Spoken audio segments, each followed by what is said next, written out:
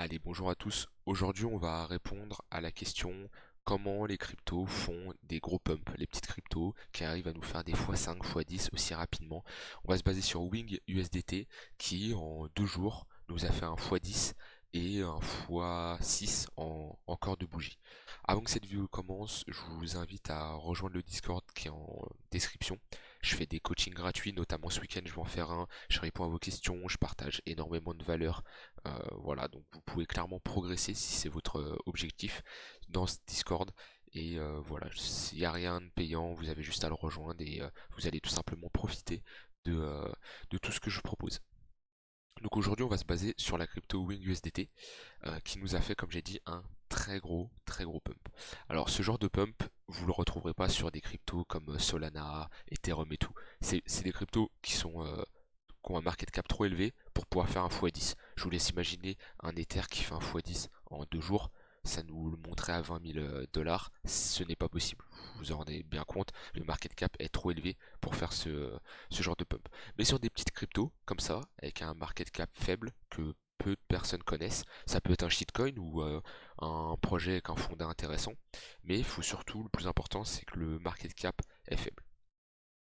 Qu'est-ce qu'on observe? Bon, déjà, on était sur un plus bas historique, vu qu'on avait cassé le low qui était à 7 dollars. On avait fait un point plus bas à 2 dollars.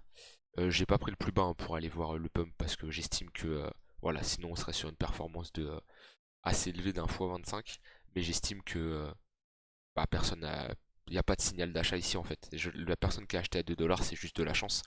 Et nous, on va prendre ce corps de bougie pour nous baser sur des statistiques clairement quoi. Et du coup, déjà, première chose qu'on observe dans ce genre de crypto, c'est qu'on fait toujours une zone d'accumulation avec des W. Les W, moi, c'est quelque chose que j'utilise très souvent, mais tout pump est provoqué par un W. On le voit très bien ici. On a un petit W qui provoque un pump. On a un gros retracement qui nous permet de faire un très gros W. Et on a ensuite un pump. Et en fait, tous les W nous font des pumps. C'est quelque chose de très classique. Alors, ça va pas être 100% de chance que ça se produise, sinon ça serait beaucoup trop simple. Mais en tout cas, vous verrez pas, enfin, ça peut arriver des cryptos qui pump sans faire de W, mais c'est assez rare. Les W, c'est quelque chose de classique. Si je passe en daily, on voit qu'on a ici une bonne zone d'accumulation avec bah, plein de W, des W dans des W et un gros W. Ça, moi, c'est quelque chose que j'adore pour la structure du prix, tout simplement. On est sur une structure, on n'a pas d'indicateur, c'est juste de la lecture pure et simple. Maintenant, j'utilise d'autres indicateurs. Et c'est des indicateurs très puissants qui nous permettent je ne veux pas vous dire d'anticiper un x10 parce qu'il y a toujours le facteur chance, mais sur des petites cryptos, ça va nous donner des données très intéressantes. La première, le premier indicateur, c'est l'OBV.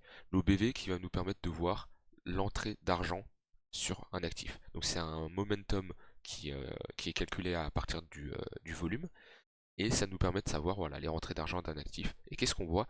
On voit que les rentrées d'argent sur cette crypto ont toujours été croissantes.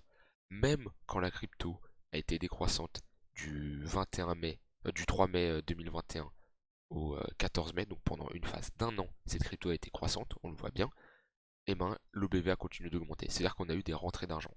Donc ça c'est déjà un élément important, c'est-à-dire que ce n'est pas une crypto qui est délaissée, qui est mise de côté et que plus personne n'achète. Ça c'est très important. Ensuite, j'utilise le MACD. Le MACD qui nous permet de tout simplement voir le momentum en fonction du prix. Et qu'est-ce qu'on voit? On voit qu'on a une magnifique divergence haussière, puisque le prix nous fait un plus bas ici, alors que le MACD nous fait un plus haut. Donc c'est-à-dire que l'indicateur diverge avec le prix et on a une reprise du contrôle du prix par les acheteurs. Le momentum est validé qu'on casse ce niveau-là, donc c'est-à-dire à partir la semaine du 11 juillet et 18 juillet. Donc c'est-à-dire ces deux bougies-là. Ça, c'est un élément important. L'élément le plus important, c'est le volume. On voit que le volume redevient croissant à partir du 9 mai, enfin à partir du point le plus bas. On a un total des intérêts et on a un volume qui revient très intéressant. Je vais cacher les indicateurs, hop, je vais tout enlever et on va se baser que sur le volume parce que il y a un point aussi. On a eu un mouvement très on a eu quelque chose de suspect, on va dire, sur cette crypto. Puisque si vous voyez ici, là, je vais passer en daily même, ça va être plus simple. Si vous voyez là, cette bougie, on a eu un volume extrêmement élevé. Un volume vraiment, voilà, on voit la bougie qui explose. Et on fait hop, juste sur cette journée, on fait un fois 2. On est d'accord, on fait un fois 2. Qu'est-ce qu'on voit? On voit que sur des bougies comme on a fait récemment, où sur chaque bougie on est sur un x4, voilà, x3 ici, là on est sur on a fait un x3 aussi, voilà, on est sur un énorme pump, même si je me mets en weekly, on voit bien que cette bougie du volume, enfin du coup cette barre de volume est plus élevée que celle-là, alors que c'est incomparable, ici on est vraiment voilà, sur un x10, alors que là on est sur un x2, x3. Pourquoi expliquer ça? Ça c'est très suspect, et en fait, ça, c'est les gros portefeuilles, ceux qui ont énormément d'argent, qui ont fait une erreur, ou c'est peut-être volontaire, mais ils ont acheté en buy market. C'est-à-dire qu'ils n'ont pas posé d'ordre, ils ont acheté tout simplement, ils ont cliqué sur le bouton et ils ont acheté la crypto. Et s'ils mettent un très très gros mouton, un très très gros montant, donc chose qu'on voit ici, hein, même en 1 heure le volume explose, s'ils mettent un très très gros montant, euh, il va y avoir un énorme pump, puisque bah c'est l'offre et la demande, et tout simplement le cours pump. Et du coup là on a eu quelque chose de très suspect, c'est-à-dire qu'on a eu une institution, un particulier qui a énormément d'argent et qui a investi sur cette crypto.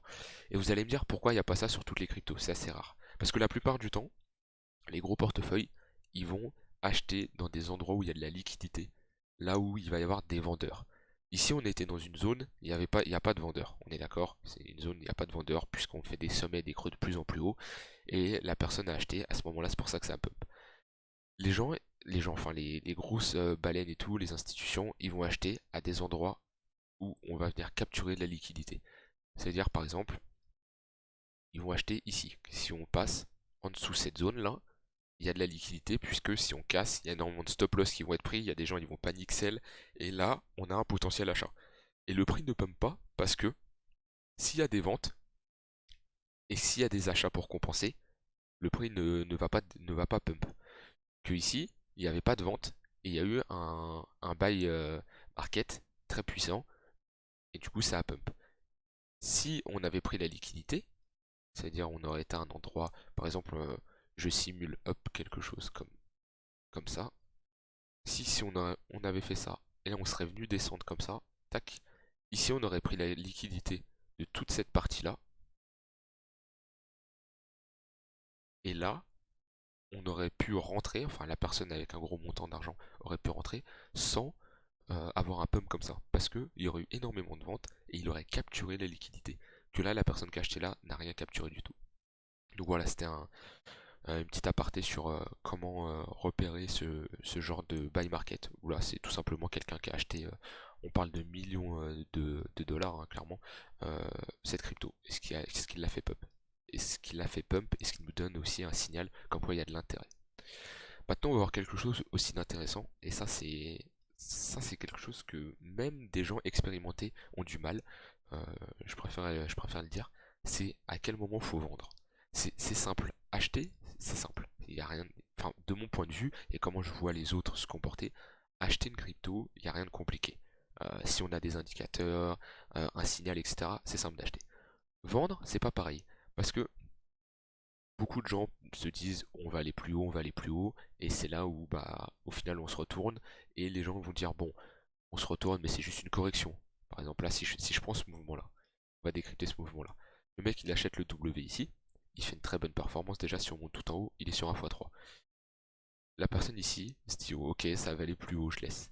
On a une première bougie qui nous donne un signal, attention, une correction arrive. C'est une petite correction. La personne ne se soucie pas, c'est pas grave, on continue de garder. Là, il y a une baisse. Là, déjà, on est sur quand même une bonne chute, on divise presque le prix par deux. Et encore. Et après, le mec, bah, on retourne à son prix d'achat, bah, il préfère garder sa crypto que la revendre au prix d'entrée. Et c'est pour ça que c'est important de savoir quand vendre. Moi, pour ce genre de crypto, c'est une stratégie que j'adopte pour les cryptos avec un petit market cap qui peuvent nous faire des x6, x8 rapidement, c'est de vendre une partie à chaque fois qu'on double le prix. Admettons, j'achète cette crypto, hop, à, on va dire, 8 dollars. Et ben, à 16 dollars, je vais avoir un ordre de vente. À 32 dollars, je vais avoir un ordre de vente. À 64 dollars, je vais avoir un ordre de vente. Et en fait, je vais toujours vendre la moitié de, ma somme. Admettons ici, j'investis 100 dollars à 8 dollars de Wing USDT. Quand on va arriver à 16 dollars, je vais avoir combien dans mon portefeuille? Je vais avoir 200. On est d'accord? Parce que le prix fait x2. Qu'est-ce que je vais faire? Eh ben, je vais vendre la moitié. C'est-à-dire qu'il va me rester 100. Et j'aurai 100 de côté dans mon portefeuille en USDT de gagner. Ensuite, la crypto double encore. Je passe de 100 à 200 une nouvelle fois. Je vends à nouveau. Donc je repasse à 100, sauf que j'aurai cette fois-ci 200 dollars dans mon portefeuille en USDT, safe. C'est clôturé, c'est fait. Et ainsi de suite. Là, je repasse encore une fois à 200. Je vends la moitié, je suis à 100 et j'ai 300 ici. Et ça, on peut le faire jusqu'à... après, on peut toujours garder une partie. Ça nous fait toujours garder la crypto. On sait jamais si c'est une crypto qui devient un Ether numéro 2 ou un truc comme ça. Bah, c'est-à-dire qu'on en a dans son portefeuille et on sécurise aussi des profits. Ça, c'est une stratégie que je fais. Il y a plein de stratégies, on a énormément. Ça s'appelle la stratégie SHAD, Sell Half at Double. Donc ça veut dire vendre la moitié à chaque double.